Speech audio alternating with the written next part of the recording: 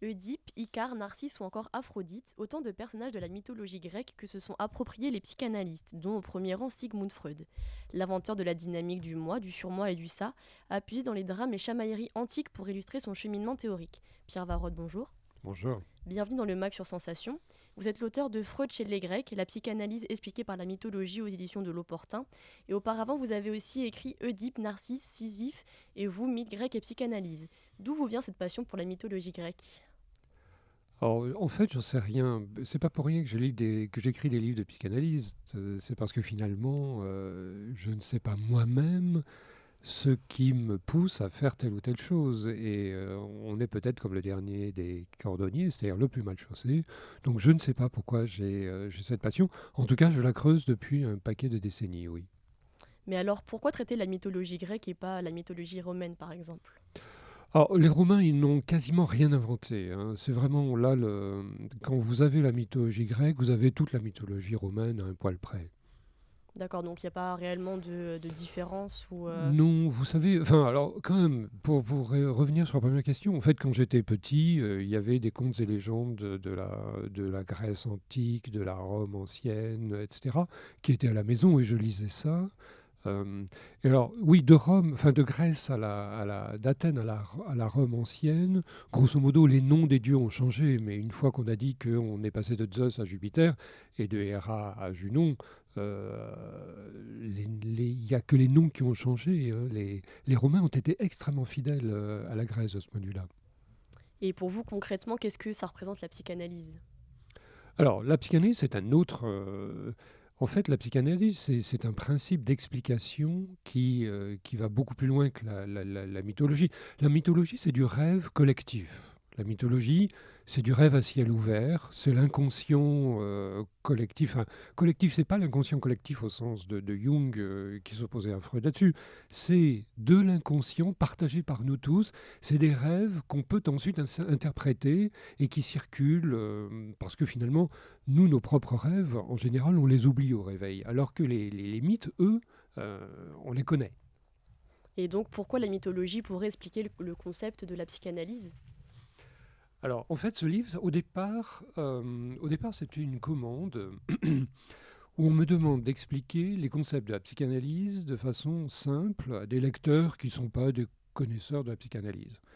Alors, pour ça, vous savez, je me souvenais là de mes cours de physique en terminale. Quand vous avez une tonne à soulever et que vous n'êtes pas Hercule, enfin, le plus simple, c'est de demander, quand on vous apporte une deuxième tonne, vous mettez une poulie entre les deux, et c'est comme dans les ascenseurs, tout à coup, la première tonne, vous allez pouvoir la faire bouger grâce à la deuxième. Donc là, j'ai analysé, en fait, j'ai expliqué la psychologie par la mythologie et la mythologie par la psychanalyse. Donc c'est comme ça que vous avez venu l'idée d'allier la mythologie grecque et Oui, la psychanalyse. oui, j'ai fait carrément, enfin, pour écrire ce livre, j'ai fait deux colonnes. Une colonne des concepts principaux de la psychanalyse et une colonne des grands mythes que tout le monde connaît à peu près. On connaît des épisodes, en tout cas. Et j'ai joué à rapprocher qu'est-ce qui, dans les mythes, me permettait d'expliquer des choses très compliquées qui étaient dans la colonne des concepts de la psychanalyse. À travers votre livre, vous nous guidez donc afin de circuler aisément entre les épisodes les plus fameux des légendes grecques et les principaux concepts freudiens. Il s'agit de thèmes donc assez complexes l'un comme l'autre. Est-ce qu'avec votre livre, le lecteur peut donc ensuite saisir plus facilement les textes de Freud? Ah oui, ça c'est sûr, parce que c'est compliqué. Enfin, Freud a des phrases simples, mais des concepts qui sont relativement compliqués. Je donne des exemples. Par exemple, le principe de réalité, le principe de plaisir. Ça, bon, alors, est-ce que le principe de réalité, il empêche de jouir et il empêche le principe de plaisir d'exister? En fait, non. Et là, vous prenez le mythe d'Ulysse quand il rentre chez lui à Ithaque. Il veut écouter les sirènes. Les sirènes sont des dames charmantes qui vont vous faire mourir de plaisir. Elles vous enchantent avec leur chant. Alors vous allez mourir de plaisir. C'est vraiment le principe de plaisir jusqu'au bout. Mais, et on a eu cette expérience avec des rats, si on leur donne de quoi exciter le centre qui produit du plaisir dans le cerveau, hein, de la dopamine et toutes les endorphines, ils vont oublier de manger, de boire, et donc ils vont mourir. Euh, Ulysse dit à ses marins, mettez-vous des boules qui dans les oreilles, attachez-moi au mât, moi je vais pouvoir écouter les sirènes. Donc le principe de plaisir, ça va être super pour moi. Et je vais hurler, évidemment, je vais vous demander de vous détourner pour aller voir les sirènes de plus près, mais vous ne m'entendrez pas, et ainsi, je vais être obligé de m'éloigner du chant des sirènes. Et du coup, le principe de plaisir qui sera limité d'une certaine manière par le principe de réalité, qui dit, ben non, il faut arrêter de jouir, sinon tu vas mourir. En fait, le principe de plaisir, il va survivre grâce au principe de réalité. Autrement dit, quand on dit qu'il y a une opposition entre les deux, en réalité, c'est pas vrai. Et l'un et l'autre vont s'épauler. Le principe de réalité va permettre au principe de plaisir de redonner de quoi jouir le lendemain, etc. Et donc, cette dialectique qui pourrait être très compliquée, si je vous explique la dialectique entre principe de plaisir et principe de réalité, vous allez vous endormir avant la fin. Si je vous le raconte sous forme de mythe et d'un morceau de mythe d'Ulysse qui rentre chez lui pour retrouver Pénélope, vous dites, ouais, ça devient très clair. Et au-delà de ça, comment vous avez venu l'idée de devenir écrivain et depuis combien de temps vous exercez dans le domaine littéraire?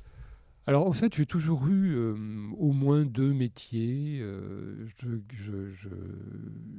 fais du business le jour et j'écris la nuit quand j'ai du temps. Alors en fait, j'ai pas beaucoup de temps, donc j'écris beaucoup peu. Enfin, j'écris trop peu à mon goût. D'accord. Et comment vous écrivez vos ouvrages? Quelles sont vos sources d'inspiration? Comment cela vous vient de vos idées? Alors en fait, j'écris plus d'articles, mais costauds. Enfin, par exemple, j'ai beaucoup écrit sur Houellebecq dans les revues Esprit, dans Le Débat, ou sur Albert Cohen, dans les cahiers Albert Cohen. Bon, là, c'est en fait tout simplement parce que je considère que Houellebecq n'est pas bien compris, que Cohen n'est pas bien compris. Belle du Seigneur est un livre compliqué, très épais. Et que moi j'ai la sensation de les comprendre.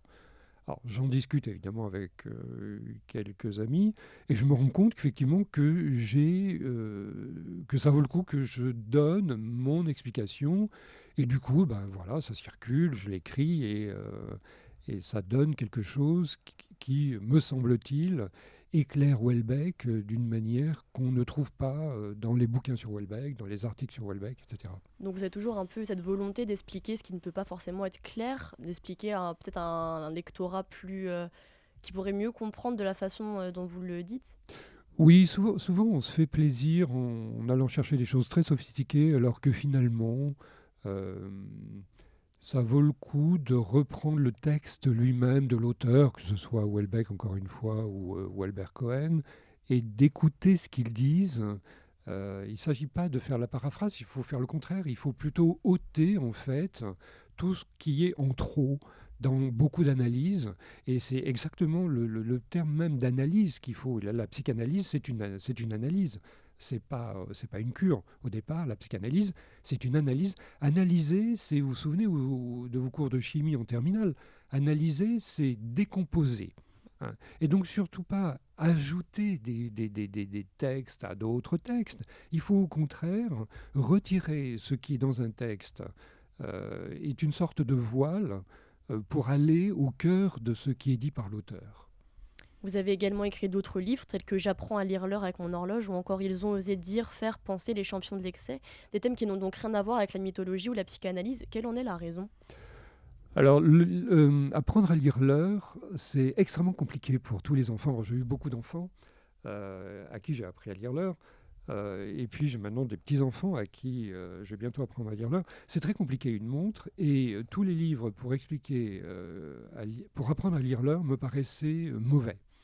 Donc j'ai dit, bah, je vais écrire le livre qui me permet d'expliquer à un enfant les trois couches, parce qu'en fait sur un cadran de montre, vous avez trois couches.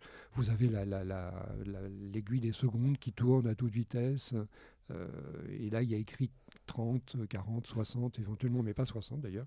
Il y a l'aiguille des heures où il y a écrit 1, 2, 3, donc il y a plusieurs codes qui sont superposés sur un seul cadran, et l'enfant il ne comprend pas, et je comprends qu'il ne comprenne pas. Et donc je l'aide en me remettant dans la peau de l'enfant.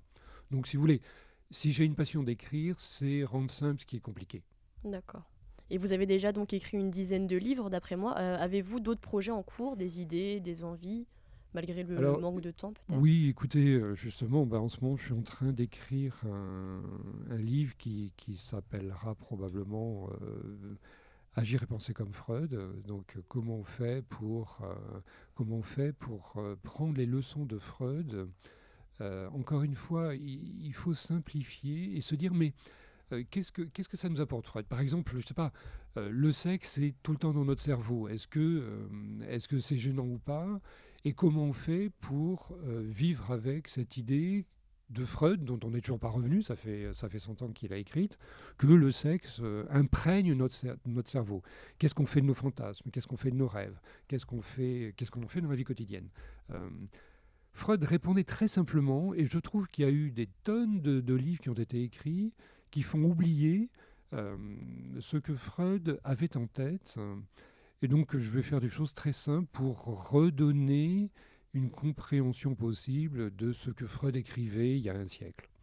Merci Pierre Varrotte d'avoir été avec nous dans le Max Sensation. Je rappelle que vous êtes l'auteur du livre Freud chez les Grecs, la psychanalyse expliquée par la mythologie aux éditions de l'Opportun. Merci aux équipes techniques de l'ISCPA, l'Institut supérieur des médias.